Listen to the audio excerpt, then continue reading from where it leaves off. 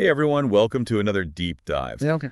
Today we're cracking open Stephen Bartlett's The Diary of a CEO, The 33 Laws of Business and Life. Ooh, this is a good one. I've been hearing a lot about this book. Yeah, it's making waves. And for good reason, I think.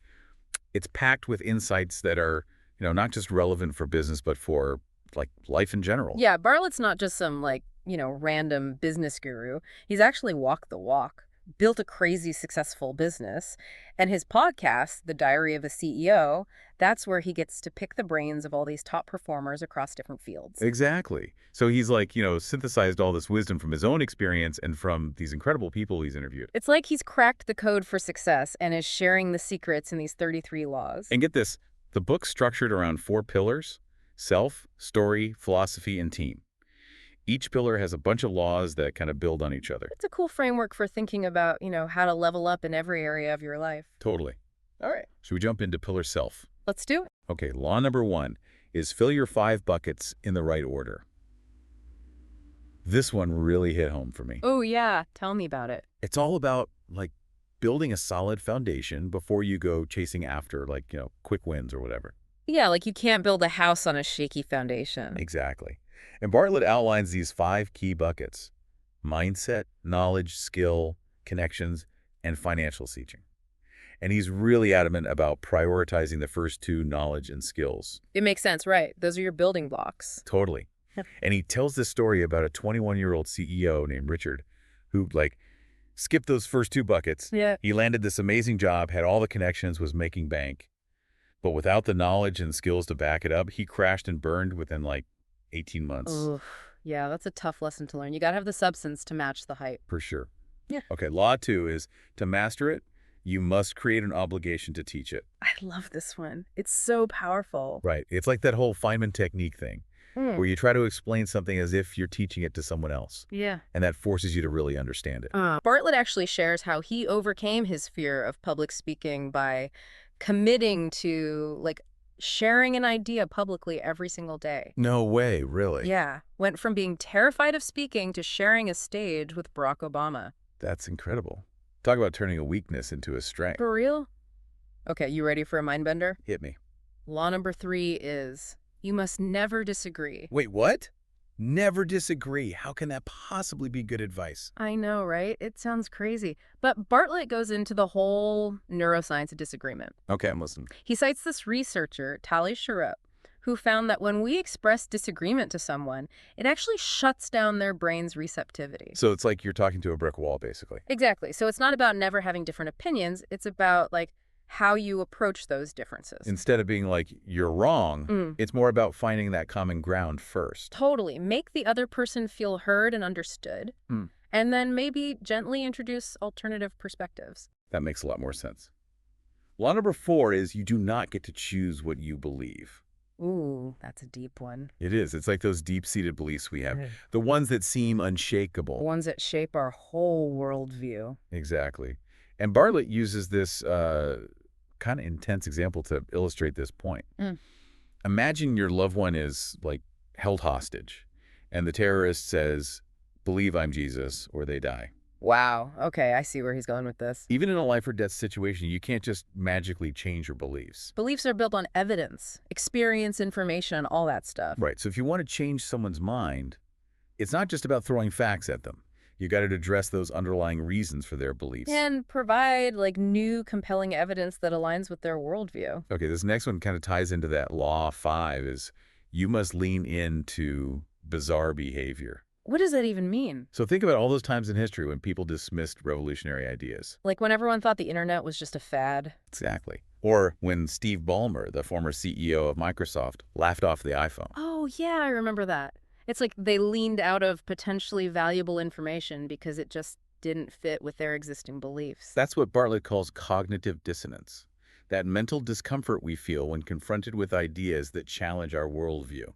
So instead of reevaluating our assumptions, we just reject the new information. And potentially miss out on huge opportunities. Makes you think, have you ever had a time where you might have leaned out and missed something big? Oh, totally. I'm sure we all have. This next law is a communication hack. I think we can all use law 6, is ask, don't tell. The question behavior effect. Ooh, I like the sound of that. Bartlett points to Ronald Reagan's killer question in the 1980 presidential debate. Right. Are you better off now than you were 4 years ago? It's like he flipped the script with that one question. Exactly, and it totally shifted public opinion. It's amazing how much power a well-crafted question can have. It's way more engaging than just lecturing someone. It forces them to think for themselves, come to their own conclusions. And that makes them way more likely to be persuaded. Okay, law number 7 is never compromise your self-story. This one's all about, like, crafting a strong internal narrative. So it's like who you believe you are and what you're capable of. Exactly. And Bartlett talks about how this self-story becomes a source of, like, mental toughness and resilience. He brings up Angela Duckworth's research on grit. Right. How perseverance often trumps talent. Which makes sense when you think about it. The people who succeed are usually the ones who just refuse to give up. And here's where it gets even more interesting. He links this back to Law 4. Every choice we make, every action we take, becomes evidence for our self-story. So if you consistently push through challenges, you reinforce that narrative of yourself as someone who's strong and resilient. Exactly. But if you give up easily, you're telling yourself a story of weakness. So it's like we're constantly writing our own story with every decision we make. Okay, Law 8 is never fight a bad habit. This one seems kind of counterintuitive. Well, isn't the whole point to fight against those negative patterns? Well, Bartlett suggests that instead of focusing on what you want to stop doing, you should focus on replacing the bad habit with a good one. It's like that driving instructor saying, the car will go where your eyes are looking. Right. If you're constantly thinking, don't eat junk food, your brain is still fixated on junk food. It's much more effective to shift your focus to, like, eating more fruits and vegetables. Exactly. Give your brain a new, healthier target to focus on. Okay, finally, we have Law 9. Always prioritize your first foundation. This one's all about health, right? Yep. Bartlett points out that a crazy high percentage of entrepreneurs experience mental health issues. 87%, if I remember correctly. It's a reminder that you can't pour from an empty cup. You got to take care of yourself if you want to achieve great things. And he especially emphasizes sleep. Oh, yeah. Sleep is so crucial. It affects everything. Our decision-making, our mood, our energy levels, it all goes downhill without enough sleep. Totally. And that wraps up Pillar 1. Wow, we covered a lot of ground there. Some really powerful stuff. Right. From building a solid foundation to mastering communication to cultivating that strong self-story. It's like a blueprint for personal growth. Up next, we'll be tackling Pillar 2. The story makes. Get ready to learn how to craft compelling narratives, capture attention, and use the power of storytelling to achieve your goals. Stay tuned. All right, we're back and ready to tackle Pillar 10. The story, buckle up, because we're about to get into the nitty-gritty of crafting narratives that captivate. Okay, I'm intrigued. Lay it on me. So, Law 10. Useless absurdity will define you more than useful practicalities. Useless absurdity. That sounds kind of contradictory. Right. But think about it. We're constantly bombarded with information, right? Okay, oh, yeah. Information overload. Exactly. Yeah. And all that bland, predictable stuff, Yeah. it just fades into the background. It's like wallpaper. You don't even notice it after a while. Exactly. So if you want to cut through the noise, you got to be memorable. You got to be different. Okay, I'm following. Yeah. So how do we do that? Well, Bartlett says, embrace the useless absurdity. It sounds crazy, but think about Red Bull. Red Bull. What about it? The taste.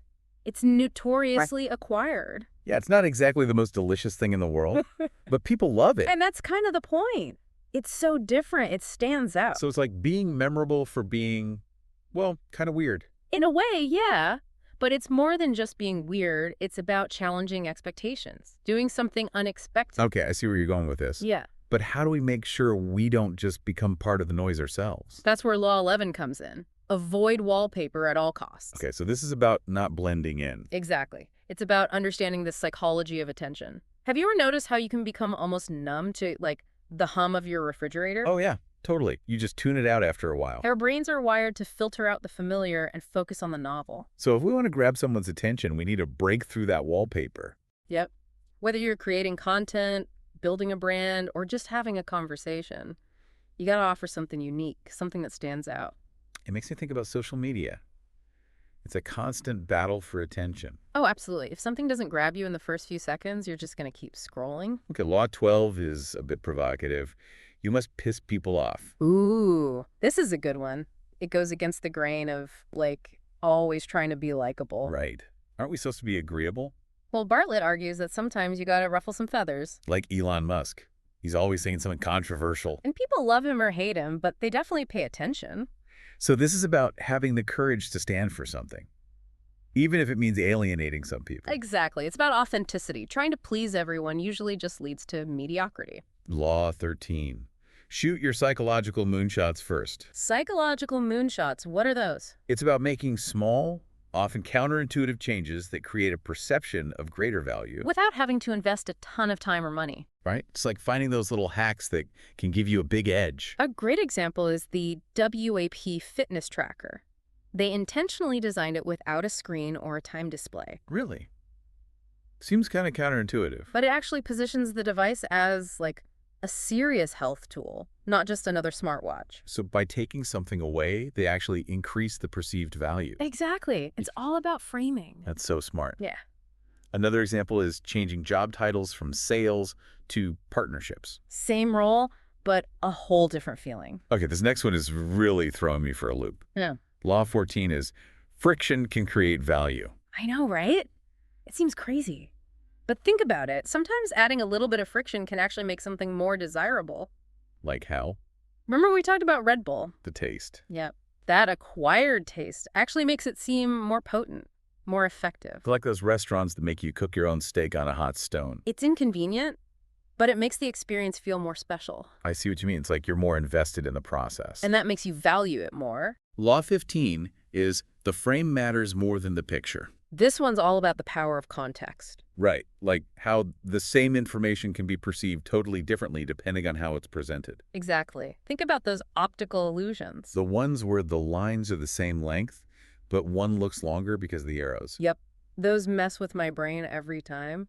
But it's a great analogy for how framing can influence our perceptions. Like how Tesla calls their car seats vegan leather. It's still synthetic material, but the framing makes it sound way more luxurious and ethical. Law 16. Use Goldilocks to your advantage. Now we're talking fairy tales. This one's about finding that sweet spot between novelty and familiarity. Okay, so not too new, not too familiar. Exactly. Think about music songs that slowly climb the charts tend to stay popular longer than those that shoot to the top immediately. Because they grow on you. You hear them a few times, they get stuck in your head, and then you're hooked. That's the Goldilocks effect in action. Law 17 is let them try and they will buy. This one seems pretty self-explanatory. It is, but it's still powerful. The idea is to overcome hesitation by letting people experience the value of your product or service firsthand. Like those free samples at the grocery store. Exactly. You try a bite, you like it, and you buy it. That's like they're lowering the barrier to entry. And it taps into the endowment effect. But what now? The endowment effect. It's that psychological tendency to value something more once we feel like we own it, even temporarily. Okay, last but not least, we have Law 18. Fight for the first 5 seconds. This is crucial in today's world of, like, instant gratification and short attention spans. You got to grab people's attention right away. Whether it's a presentation, a video, a website, whatever, those first few seconds are make or break. Like that saying, you never get a second chance to make a first impression. Use strong visuals, ask a thought-provoking question, tell a captivating story, anything to hook them and make them want more.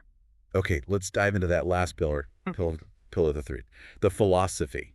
This is where we get into the mindset and principles for success. Yeah, the mental models that can help you navigate all the complexities of business and life. It's like building that mental toolkit for, making better decisions and achieving those big goals. Exactly. All right, so first up we've got Law 19. You must sweat the small stuff. This one seems a little counterintuitive. Don't we always hear about focusing on the big picture, the 80-20 rule and all that? It's easy to get caught up in the grand vision and kind of gloss over those tiny details. But those details can actually make a huge difference. Oh, absolutely. They can make or break you, honestly. Like when you go to a website and there are broken links everywhere, or you get an email full of typos, it just screams unprofessional. Totally. Makes you question the whole operation. Right, exactly. And it's not just about avoiding those mistakes. It's also about those small gestures that show you care. Like a handwritten thank you note or a personalized follow-up. It makes you feel valued. Yeah. Like they actually went the extra mile. It's those little things that can really elevate the experience. Okay, Law 20 is a small miss now creates a big miss later. Ooh, this one's all about the compounding effect of our choices. Bartlett uses this analogy of a ship's course. Like a tiny deviation early on can send you miles off course later. Makes you realize that even those seemingly insignificant choices can have huge consequences down the line. It's like procrastinating on saving money when you're young.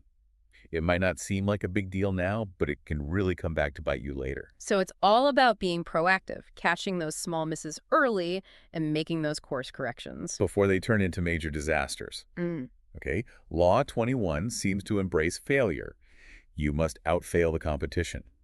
This one's a little counterintuitive, right? But Bartlett argues that failure is actually a key driver of innovation. It's like if you're not failing, you're not pushing yourself hard enough. Exactly. He says the companies that encourage experimentation and learning from mistakes are the ones that ultimately come out on top. Makes you think about all those successful entrepreneurs who talk about their early failures, like they use those setbacks as fuel. It's all about having that growth mindset, seeing failure as feedback, not a sign of weakness. Okay, Law 22.